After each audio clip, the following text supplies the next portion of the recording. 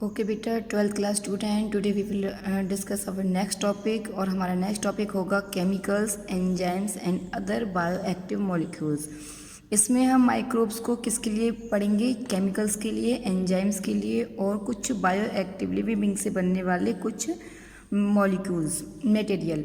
तो माइक्रोब्स क्या होते हैं? Microbes are also used. Microbes को हम कमर्शियल का मतलब होता है जो डेली यूज़ के लिए हम करते हैं, कमर्शियल और इंडस्ट्रियल, जो इंडस्ट्री में जो भी चीज़ें बनती हैं उनके प्रोडक्शन के लिए भी यूज़ करते हैं। और जैसे कि उनमें, तो जब हम इनके लिए यूज़ करते हैं तो किसकी फॉर्मेशन करेंगे? कुछ केमिकल्स की, जैसे कि ऑर्गेनिक एसिड्स हो गए, अल्कोहल हो गए और कुछ एंजाइम्स।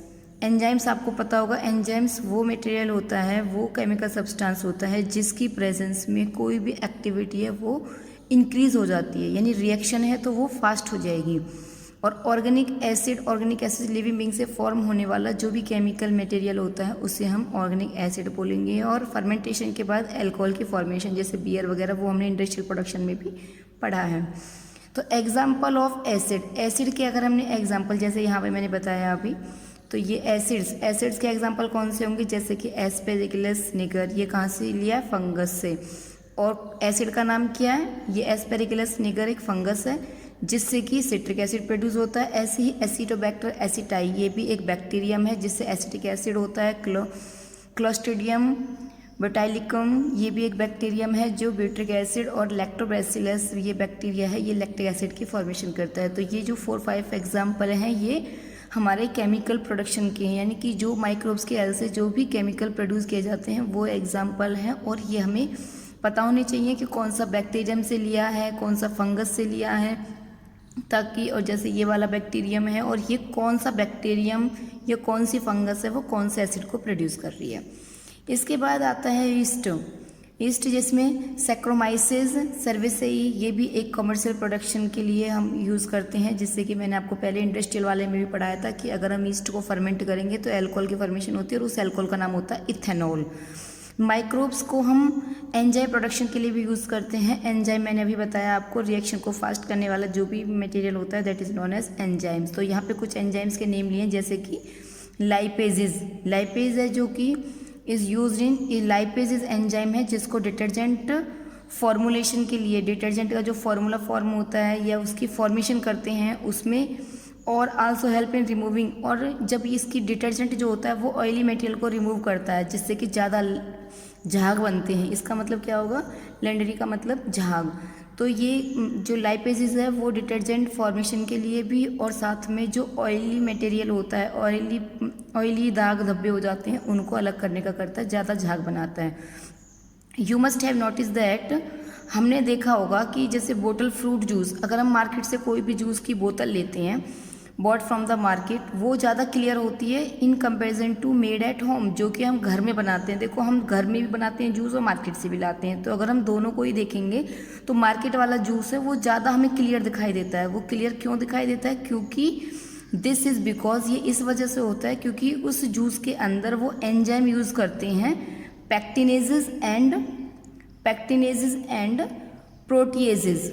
तो इसमें ये इन एंजाइमों का यूज़ होता है। इन एंजाइमों की वजह से, इन एंजाइमों का काम जूस को क्लीन करने का होता है, तो वो हमें एकदम क्लियर दिखाई देता है। जबकि घर में जो हम बनाते हैं उसमें हम इन एंजाइमों को यूज़ नहीं करते, इसलिए वो हमें ज़्यादा क्लियर नहीं दिखाई देता है।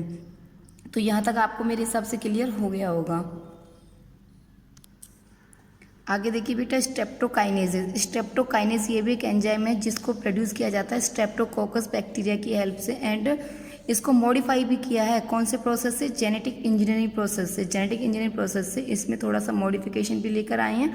Is used as clot buster, जैसे कि ब्लड के अंदर मतलब ब्लड है जो वो जम जाता है, ठीक है, और उसके जो क्लॉट्स पड़ जाते हैं, क्लॉट समझते हैं, जैसे कि इकट्ठा होना, ठीक है, ब्लड वगैरह का इकट्ठा होना, तो क्लॉट बस्टर के नाम से इसको यूज़ किया जाता है, यानी कि उनको रिमूव करने के लिए यूज़ किया जाता है। किसको? क्लॉट्स को। जैसे कि ब्लड अगर जम जाएगा तो उसकी जो गांठें पड़ जाएंगी, that is known as clot. तो क्लॉटों को रिमूव करने के लिए हम स्ट्रेप्टोकाइनेज एंजाइम का यूज़ करते हैं, और ये एंजाइम स्ट्रेप्टोकोकस से प्रोड्यूस किया गया है बाय जेनेटिक इंजीनियरिंग प्रोसेस। इस प्रोसेस को हम पढ़ेंगे, जो हम बायोटेक्नोलॉजी वाले चैप्टर करेंगे उसमें हम पढ़ेंगे जेनेटिक इंजीनियरिंग होती कैसे है। रिमूविंग क्लॉट्स को रिमूव करते हैं कहाँ से? फ्रॉम द ब्लड वेसल्स जो आर्टरीज, वेन्स, कैपिलरीज वगैरह होती हैं उनमें जो क्लॉट्स पड़ जाते हैं पेशेंट के, उसको ही रिमूव करते हैं। विच हैव अंडरगो, जो कि क्या इम्पैक्ट कर सकता है? देखो अगर क्लॉट्स हो जाते हैं तो यानी कि क्लॉट हो जाएगा तो ब्लड का प्रेशर है वो ब्लड है वो फ्लो नहीं हो पाएगा, ब्लड फ्लो नहीं हो पाएगा, जिसकी वजह से myocardial infraction leading to heart attack. तो जिसकी वजह से क्या होगा कि हार्ट अटैक हो जाता है। हार्ट अटैक समझते हो ना, हार्ट अटैक जैसे जिसकी वजह से ब्लड क्लॉट अगर हो जाते हैं तो ब्लड की सप्लाई रुक जाएगी, ब्लड प्रेशर बढ़ जाएगा, जिसकी वजह से हार्ट अटैक हो जाता है। अनदर बायोएक्टिव मॉलिक्यूल्स, दूसरा एक और बायोएक्टिव मॉलिक्यूल्स है जिसका नाम है साइक्लोस्पोरिन ए। इसको भी यूज़ किया गया, that is used N immunosuppressive agent. Immunosuppressive agent का मतलब होता है इन ऑर्गन ट्रांसप्लांट पेशेंट। तो जब भी किसी पेशेंट के अंदर ऑर्गन को ट्रांसफ़र किया गया, जैसे कि किडनी को किया जाता है, किडनी को ट्रांसफ़र कर देते हैं, किसी कंडीशन में हम बाकी ऑर्गन्सों को भी ट्रांसफ़र करते हैं, तो उस कंडीशन में हमारी जो बॉडी के पार्ट्स हैं या बॉडी की जो वर्किंग है उसको थोड़ा इनएक्टिव कंडीशन में लाया जाता है, तो उसको हम इम्यूनोसप्रेसर बोलते हैं। इम्यूनिटी है जो वो सप्रेस, तो इम्यूनोसप्रेसिव एजेंट के तौर पर उन्हें क्या दिया जाता है? Cyclosporin A is produce by. और साइक्लोस्पोरिन ए को कहाँ से ऑब्टेन किया गया है? इसको एक फंगस है जिसका नाम है ट्राइकोडर्मा पॉलीस्पोरम, इससे इसको गेन किया गया, यानी ट्राइकोडर्मा पॉलीस्पोरिन से साइक्लोस्पोरिन ए को बनाया गया है। और इसका यूज़ है इम्यूनोसप्रेसिव एजेंट है। जब भी किसी पेशेंट के ऑर्गन ट्रांसप्लांट किया जाता है, ऑर्गन को चेंज किया जाता है, एक्सचेंज किया जाता है, उस कंडीशन में हम ये पेशेंट को देते हैं। एक और है जिसका नाम है स्टैटिन। स्टैटिन को गेन किया गया है ईस्ट मोनेस्कस परपुरिस, तो इससे इसको गेन किया गया है। और इसका काम क्या है? इसका काम है ब्लड कोलेस्ट्रॉल लॉवरिंग एजेंट, यानी जैसे किसके अंदर कोलेस्ट्रॉल बढ़ जाता है तो उस कोलेस्ट्रॉल को कम करने के लिए उसको स्टैटिन दिया जाता है, और इसको ईस्ट से गेन किया गया है। It act by competitively inhibiting the enzyme responsible for synthesising of cholesterol. और ये एंजाइम है जो कि इनहिबिट करता है, यानी कि रोकता है किसको? कोलेस्ट्रॉल के बनने को। तो बॉडी के अंदर कोलेस्ट्रॉल की फॉर्मेशन ना हो उसके लिए भी जो स्टैटिन एंजाइम है वो रेस्पॉन्सिबल होता है। तो आई थिंक यहाँ तक आपको क्लियर हो गया होगा। नेक्स्ट में हम नेक्स्ट टॉपिक करेंगे।